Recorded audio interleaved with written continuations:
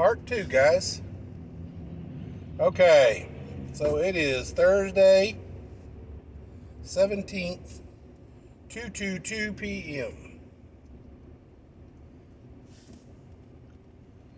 Alright, guys. I want to tell you a story. So, listen up.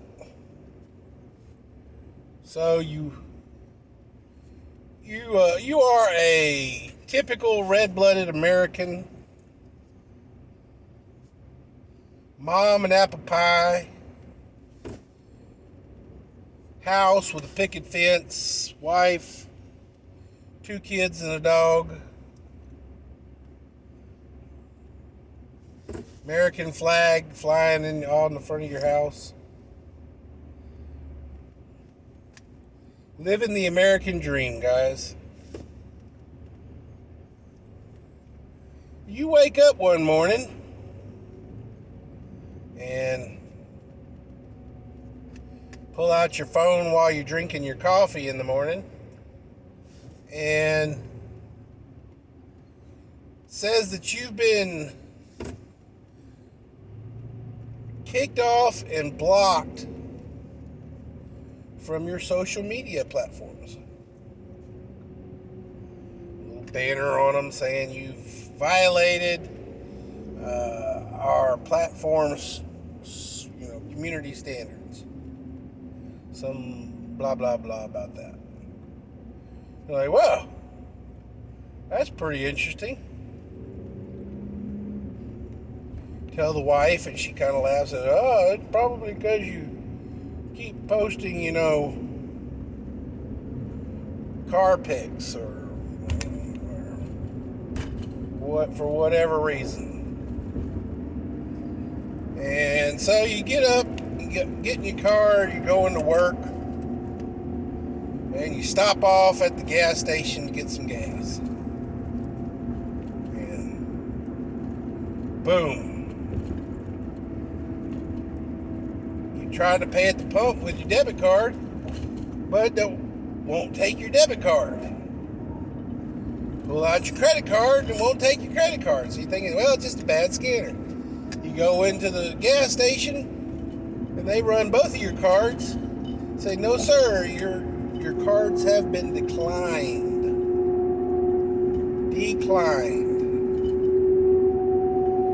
So you walk out, so you reach into your wallet, pull out that emergency 20 that you got, and you buy you a couple of gallons of gas. Get on the phone with the wife and say, hey, baby, did we pay the credit card bill? It's like, yeah. Well, get on the computer and find out what's up with the bank, because the bank's saying that we just declined my debit card. So she says, okay. So she gets on the computer and she says, well, babe, I don't know what's going on. We've got a banner in front of our bank account saying our account has been frozen due to violation of community standards. And you're kind of freaking out a little bit. And so you're like, whoa. That's pretty crazy. So you get on, you tell the wife, okay, well, call the bank, find out what we need to do, what happened, and try to clear it up. She says, okay. Get off the phone and you get to work. You get in there, you pour you another cup of coffee out of the break room, and you go and you sit down in your office, cubicle, or however you work. And boss calls you into his office. He says, hey, Bob, we got notification from Homeland Security that you are on a terrorist watch list, and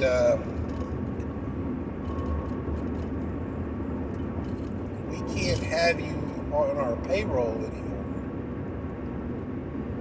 So you're going to be fired today. We're going to let you go. And you're like, holy crap.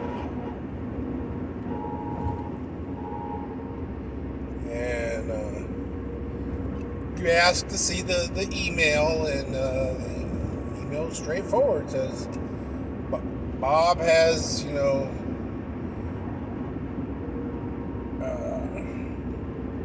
been put on a terrorist watch list for such and such, making terrorist threats on social media. And you're like, yeah.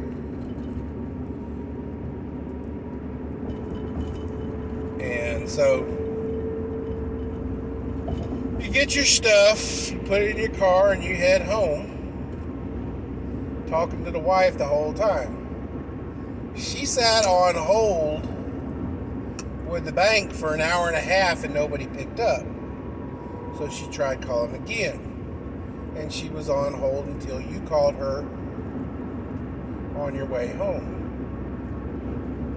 And you tell her what's going on, and she's like, oh no, what the hell's going on?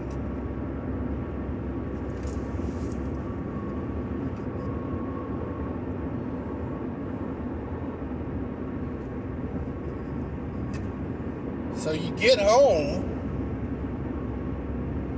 and you start making phone calls. There was actually a phone number attached to the bottom of that email, and your boss was nice enough to go ahead and print that out for you. And so you make a couple of phone calls,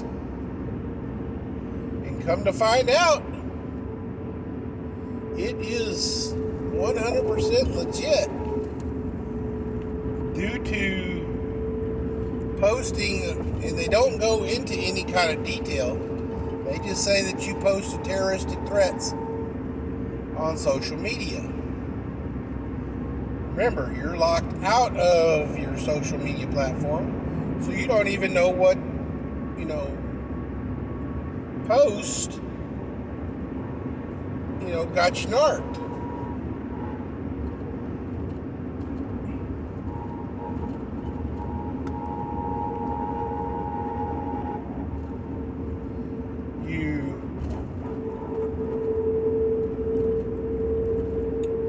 Wife finally gets somebody in customer service at the bank to answer the phone,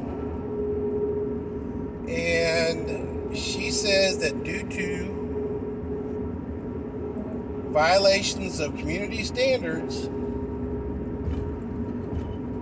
and in conjunction with the Department of Homeland Security, your bank accounts, both of them, have been frozen. And you're like, holy Jesus H. Christ. What in the world?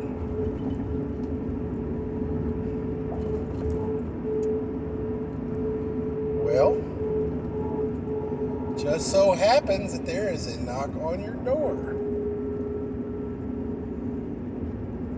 at that exact same time.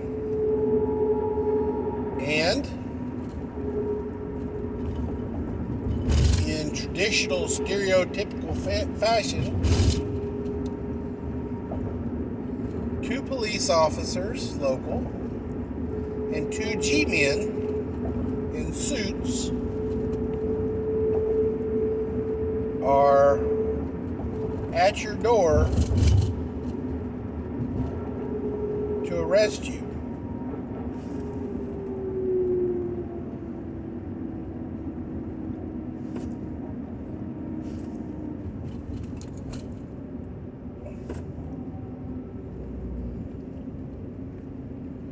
Ladies and gentlemen,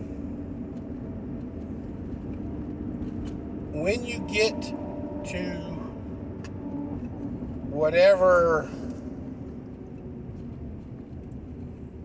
station house or precinct or wherever the the arresting officers decide to take you for questioning,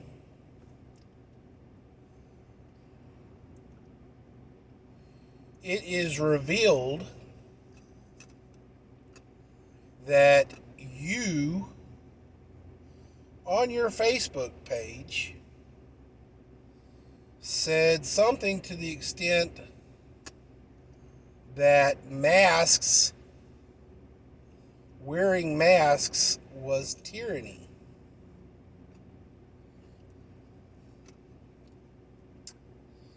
And you were going to vote out any politician that supported mask mandates.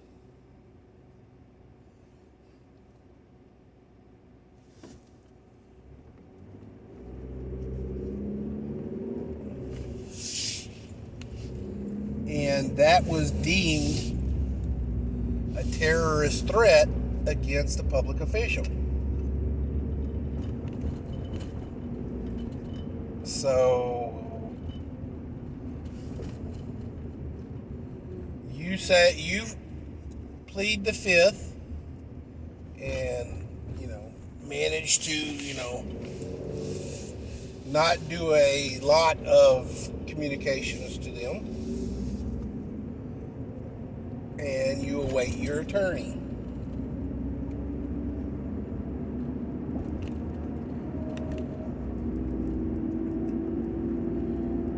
Your attorney comes in and meets with you and says, "Hey, Bob, I'm going to tell you, there ain't a lot I can do because at midnight last night, the president invoked emergency powers, and with those emergency powers, they are coming after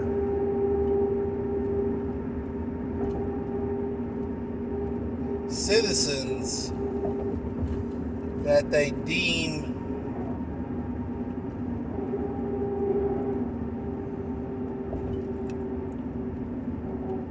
uncontrollable, ungovernable, and non-compliant."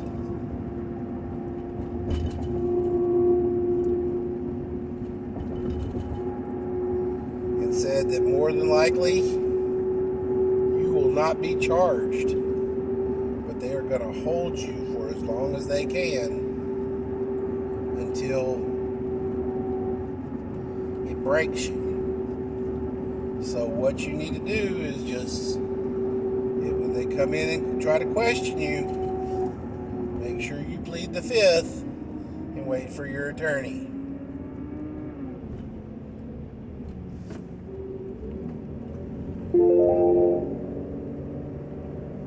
Ladies and gentlemen, does this seem like a far-fetched kind of story? Does this seem like something out of a dystopian future? Ladies and gentlemen, look at Australia. Look at what Canada is doing. And you don't think that the D's aren't scared enough to do the exact same thing that Trudeau's doing? Watch yourself.